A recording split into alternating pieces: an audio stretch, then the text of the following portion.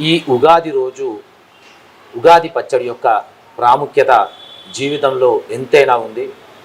ఈ ఉగాది పచ్చడిలో షట్ రుచులు 6 రుచులు కలిసి జీవితంలో ఎలాగైతే సంతోషము, దుఃఖము, ఆనందము ఇవన్నీ కలగలిపిన ఉంటాయో అలాగే ఈ ఉగాది పచ్చడిలో ఉప్పు, కారము, చేదు, వగరు, పులుపు, తీపి 6 రుచులు కలిసి జీవితంలో ఇలాంటి ఈ బాధలు, సంతోషాలు, ఆనందాలు కలిసి ఉంటాయో ఆ పచ్చడిలో కూడా ఈ రుచులు కలిసి ఉంటాయి.